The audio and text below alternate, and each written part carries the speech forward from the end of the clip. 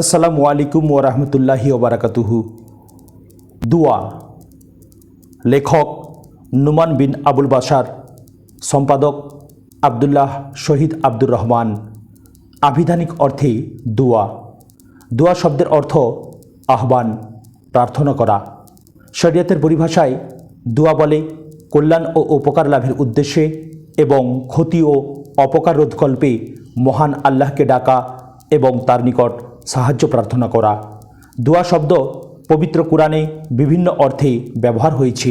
নিম্নে তার কয়েকটি উল্লেখ করা হলো। ইবাদত। মহান আল্লাহ বলেন, তোমাদের পালনকর্তা বলেন, তোমরা আমাকে ডাকো, আমি সাড়া দিব।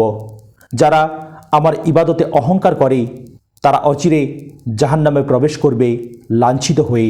আল মুমিন আয়াত নম্বর 60। সাহায্য প্রার্থনা। আল্লাহ বলেন, যদি তোমরা সত্যবাদী হয়ে থাকো আল্লাহ ব্যতীত তোমাদের সব সাহায্যকারীদেরকে আহ্বান করো। আল বাকারা আয়াত নম্বর 23। আল্লাহর মুখাপেক্ষী হওয়া এবং তার নৈকট্য লাভ করা ব্যতীত মানুষের কোনো উপায় নেই। আর দোয়া হলো আল্লাহর নৈকট্য লাভের বিশেষ বাহন ও মাধ্যম।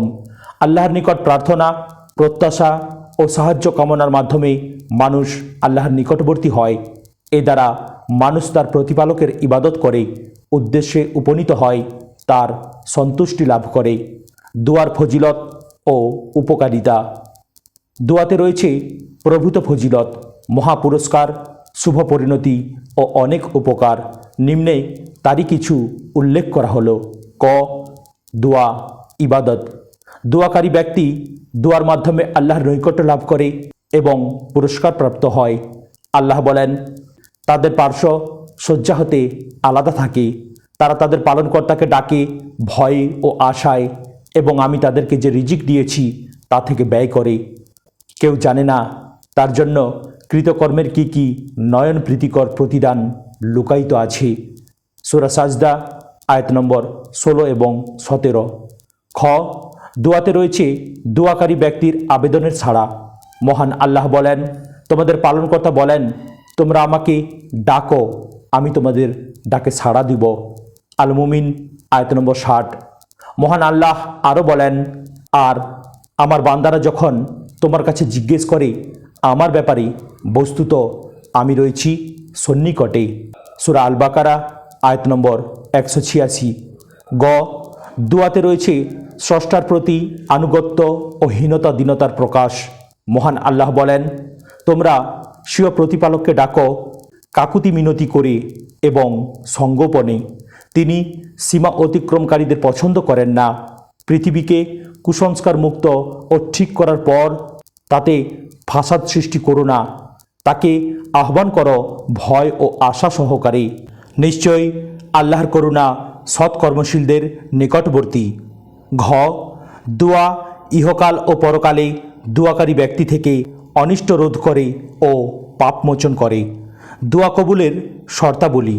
মুমিনের প্রত্যাশা মহান আল্লাহ যেন তার দোয়া কবুল করেন, তার মনের আশা পূরণ করেন। কিন্তু দোয়া কবুল হওয়ার জন্য কিছু শর্ত আছে। নিম্নে তা উল্লেখ করা হলো। 1। ইখলাস। এটি আমল কবুল হওয়ার মূল শর্ত। মহান আল্লাহ বলেন, তিনি চিরঞ্জীব, তিনি ব্যতীত কোনো ইলাহ নেই, অতএব তাকে ডাকো খাঁটি ইবাদতের মাধ্যমে। আল মুমিন আয়াত নম্বর 66। সব কিছু বাদ দিয়ে কেবল আল্লাহর জন্য ইবাদতকে নিরঙ্কুশ করার নাম ইখলাস। সুতরাং ইবাদত ও দোয়া মহান আল্লাহ ব্যতীত কোনো কিছুকে উদ্দেশ্যে করা যাবে না। এর বিপরীত কর্মপন্থা যে অবলম্বন করল সে অবশ্যই শিরক করল। মহান আল্লাহ বলেন, যে আল্লাহর সাথে অন্য উপাস্যকে ডাকে যার সপক্ষে কোনো দলিল তার কাছে নেই, তার হিসাব তার পালনকর্তার কাছে আছে। নিশ্চয়ই কাফেররা সফলকাম হবে না। সূরা আল মুমিন আয়াত নম্বর 117। 2। দোয়াকারী ব্যক্তির সম্পদ হালাল হওয়া। কেননা হারাম সম্পদ হচ্ছে দোয়া কবুলের পথে অন্তরায় ও বাধা। ইমাম মুসলিম রহমতুল্লাহ আলাইহি তার সহিহ গ্রন্থে আবু হুরায়রা রাদিয়াল্লাহু তাআলা আনহু থেকে বর্ণনা করেন, তিনি বলেন, রাসূলুল্লাহ সাল্লাল্লাহু আলাইহি ওয়াসাল্লাম ইরশাদ করেছেন, হে মানুষ সকল, নিশ্চয়ই আল্লাহ পুত পবিত্র, তিনি পবিত্র জিনিস ব্যতীত কবুল করেন না। নিশ্চয়ই আল্লাহ রাসূলদের যে আদেশ দিয়েছেন তা মুমিনদের জন্যও আদেশ রূপে বিবেচ্য। আল্লাহ বলেন, হে রাসূলগণ, তোমরা পবিত্র বস্তু হতে আহার করো এবং সৎকাজ করো। তোমরা যা করো সে সম্বন্ধে আমি সবিশেষ অবহিত। সূরা আল মুমিনুন আয়াত নম্বর 51। এবং আল্লাহ আরও বলেন, হে ঈমানদারগণ, তোমরা পাক পবিত্র বস্তু সামগ্রী আহার হিসাবে ব্যবহার করো, যেগুলো আমি তোমাদেরকে রুজি হিসাবে দান করেছি। সূরা আল বাকারা আয়াত নম্বর 173।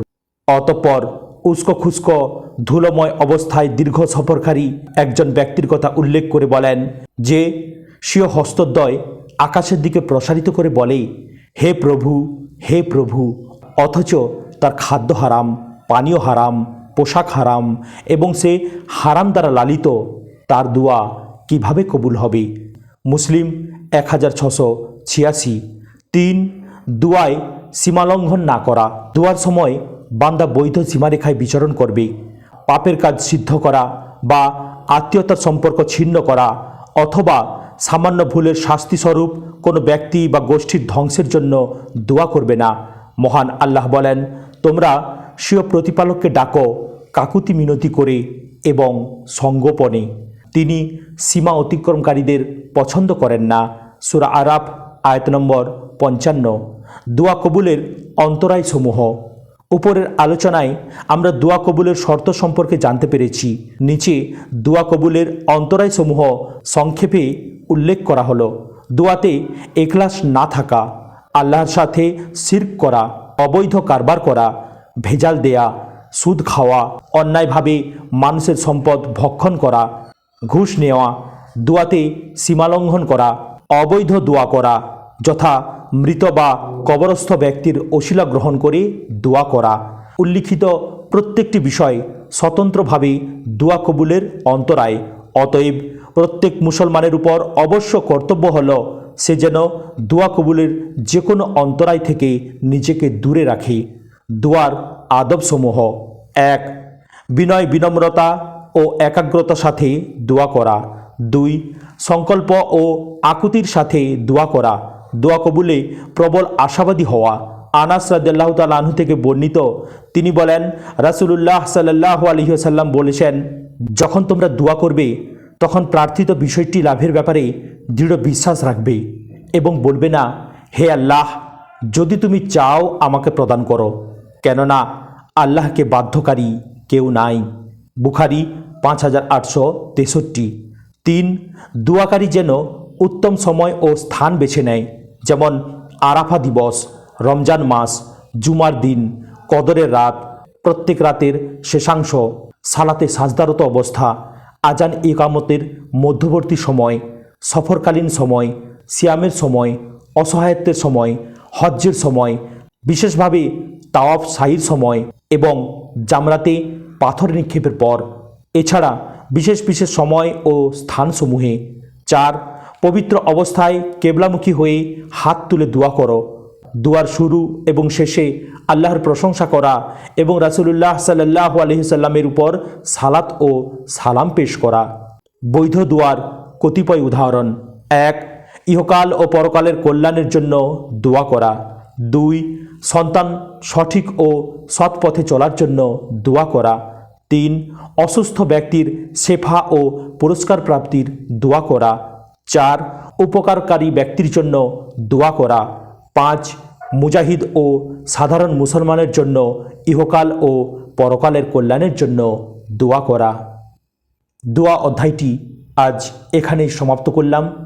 চ্যানেলটির অন্যান্য ভিডিওগুলি দেখার জন্য অবশ্যই সাবস্ক্রাইব করবেন আর ভিডিওটি ভালো লাগলে একটি লাইক এবং আপনার মূল্যবান মতামত জানাতে কমেন্ট করবেন। আসসালামু আলাইকুম ওয়া রাহমাতুল্লাহি ওয়া বারাকাতুহু।